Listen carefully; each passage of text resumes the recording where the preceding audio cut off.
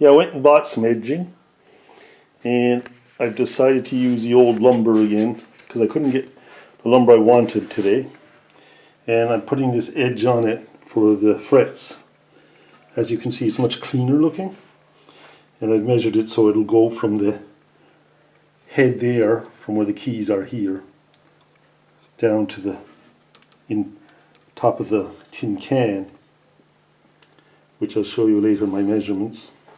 My 12th fret is here, just before the end.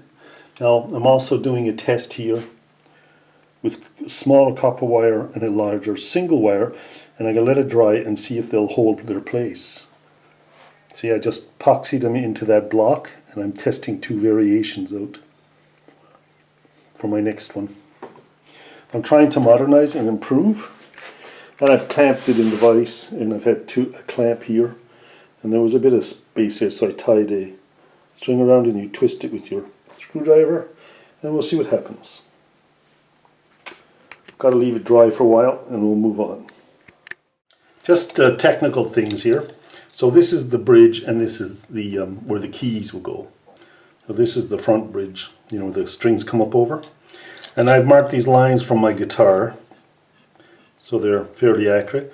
And when you get to 12 here, from there, the center of that, to 12 should be the same as 12 to the back bridge. So we measure this. I mean 325, I'm sorry. 325 and 325. So these distances to the center of the 12th string, right, are the same. And now, that's one thing. I've marked the tin so that when you have the tin in, you don't want the bridge falling on the picture. So I've made it so that this is going to cut in here. There's the markings there, I don't know whether you can see them or not, pencil markings. It's going to cut in here to there, and my calculation is that the bridge is in here. I've marked that here. You can see bridge line right there. There's a bridge line, and that's supposed to be the end of the tin. And those double lines are where the markings on the tin are there. So I have some ground kind of rules about it and find out where I am. I'm going to cut this out first and lay it in and see how it looks, this section here.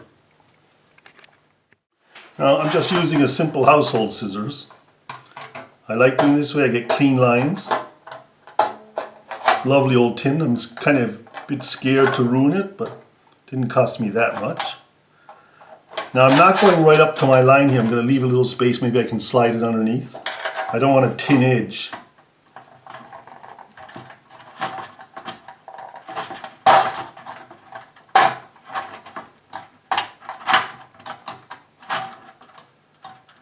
Maybe I should have drilled holes there. Not too sure yet what I should have done there. So I'm there like that, there we go. I gotta kind of cut it across here. I might have to use the Dremel. I'll use a Dremel with a diamond blade. If I can see it here, I'll show you. Yeah, I put this in the Dremel, this diamond blade, and just run it in here. It's really noisy, so almost like switch off the camera for a couple minutes. I'm sure you don't need to see that.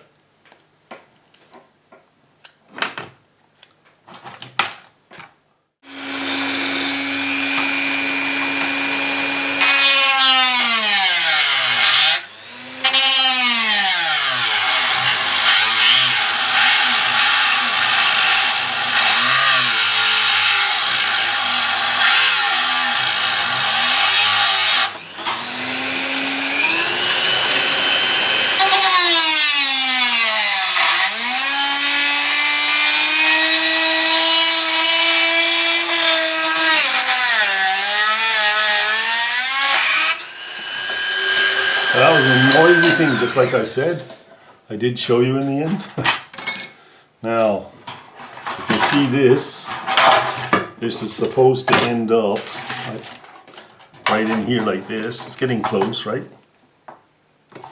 And you see that? That's the beginning of making a guitar, right? The strings, the frets will come right up to here somewhere. Gotta clean her up a bit, but we're getting there. Yeah, so can I get it out again? That's the question. There it is. I've slotted all this in. Now that's not slotted in, it's just tight. I filed that. But I have a little hacksaw slot underneath this wood here so that it disappears like that. Now that's already quite solid. Now all I gotta do is cut this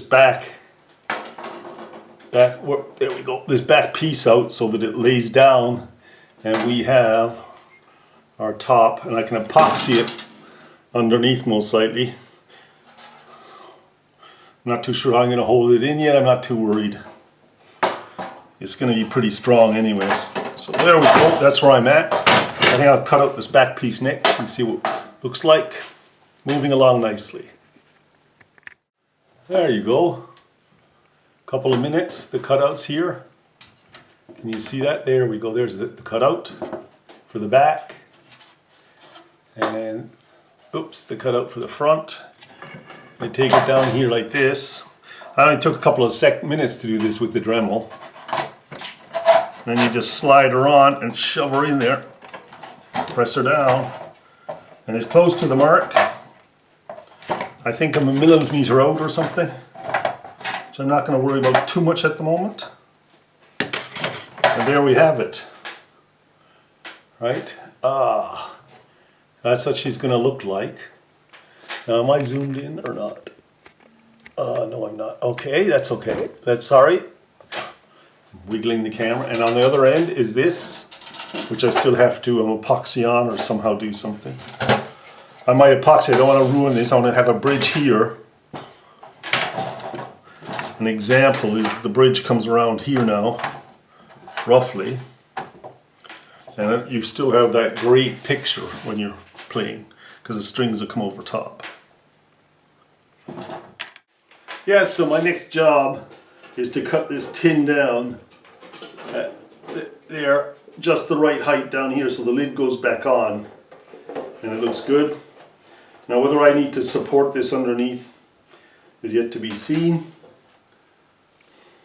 but I'm going to cut this first, just go step by step. Of course, this is only my second box guitar, and you know, I'm puzzling my way through and trying to improve the look, everything else, and I'm also trying to improve the frets, and they're doing very well. This turned out really nice. I think I said that already. But anyways, I'm going to cut this down and this side down and fit the lid on, and we'll see where we go after that again. I haven't put any this nice finished wood on top here yet. I may do, just put a piece here, and I may not, but I think I will. I like the look. Yeah. I'm trying to improve my look of my guitar this time. I fitted it here, right? It's slotted in. You can see there's some epoxy in here. I have to clean it a little bit. Got a little scratch here, but it's okay. That was from earlier on. But it's looking really good. So I've basically epoxied in the back here. And basically it can go on this as a lid with the hinges facing this side. And it can go on like a lid like that. And then I can put in the electrics afterwards or whatever. I must have put in little set screws or something to hold it on. So basically the lid's on, it's put in here, and now I've epoxied back here, and we're going to let it dry. And then we'll move on. And my tin is cut in so that it lays inside there. Whether I will support this tin more, I don't think, no, I don't think so. I'm going to make some holes, sound holes here later on. And I'll let the sound vibrate in there. So I might actually just tab this on or screw it on, or little latch on the side. Not too sure yet. I'm still working on that. Anyways, we'll let it dry and we'll see where we stand. So what I've done tonight is I made the back bridge. It's still not on the guitar. It's just epoxied into this little hardwood slot at the moment. I put a little end piece like this over the end to make it look nice.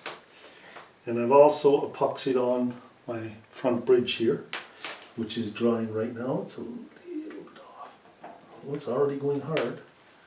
There you go. So that's what I've done tonight, and I'm going to let it all dry overnight. Yeah, I just thought I'd fill you in about what I did last night. Oops. There there goes something. So last night I cut this back here, sawed it out so it's at a little angle, so the strings come up to the bridge and come across then. As you can see, I got the bridge glued in, and I've rounded off the back of this handle so that it's got a really nice feel to it now. And you know, you can see the keys being put in here and this, and I've rounded up the top here. I don't know whether I'll shorten that or not. Kind of like it like that, the look, and it feels really nice. I'm not rounding this off as much as normal, like normal guitars. Kind of like it like this, it's firm and it's easy to run your flat hand on the back, so I'm going to leave it. So now I'm just cutting the fret lines, and whether I buy frets or I make them again is the question.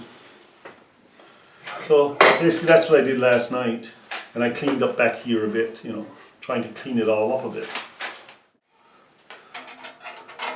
So I'm just showing you how I'm getting the slots for the fret. I take this small hacksaw first, there it is, and I line it up in the pencil mark, and I very carefully make little slots. There's 2 here right now.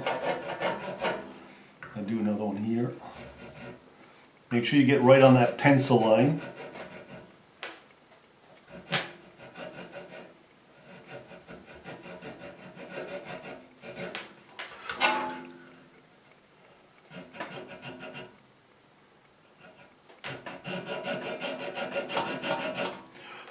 Right? And then I take a larger hacksaw blade out of these kind of hacksaws here, you know, the standard one, and I line it in here then into these slots. I make a larger one, nice and carefully.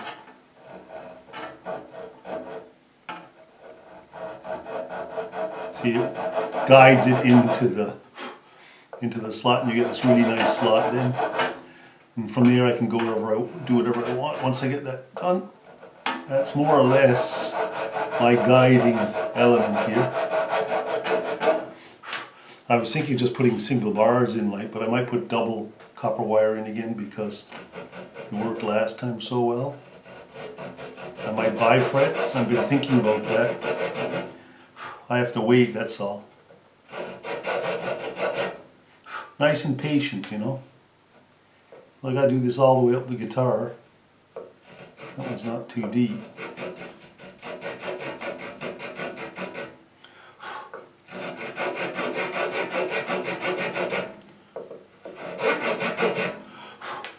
Beginning to get the lines, see? Very nice. Then I gotta do that another, 15 times or something.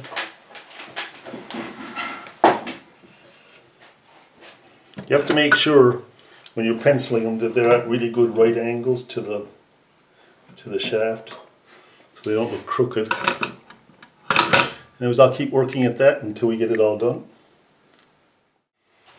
Just a quick tip when you're trying to do these is to take your saw, lay it down on the line, and put your thumb up behind so that it doesn't straighten, and then just go back and forth. That way you don't move off your line. So you press your blade up against your thumb to guide it, and you get the real perfect line there. Just thought I'd add that tip in case you're having troubles. You want to be careful with this. Yeah, so what I did here was I ran the small hacksaw through it. Then I ran through the bigger hacksaw with the bigger blade. I had to take this off just for up in here. And then I took the large saw and just ran it backwards 3 times. Where is it here? Like this. Lightly, and just widen the gaps a little.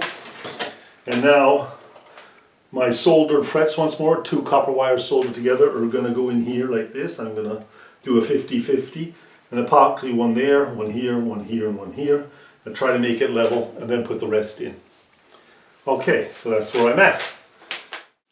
So you're looking along the horizontal of the frets, and I had one in the 12th string here, and I'll just show you, and it goes down a little bit more. But it's not bad. So there you can see the light gap that it's causing, which is pretty good. I want that to be equal all the way along. So I'll do them in intervals, and then we'll do this section up here with that one in. See, down the front it's a little bit narrow. We'll have to bring that up a little bit. So that's how I do that. But you want to keep the light equal all the way along there, right? See the little wobble there? And it's that end fret that's moving. Okay, so I'll just epoxy those in now.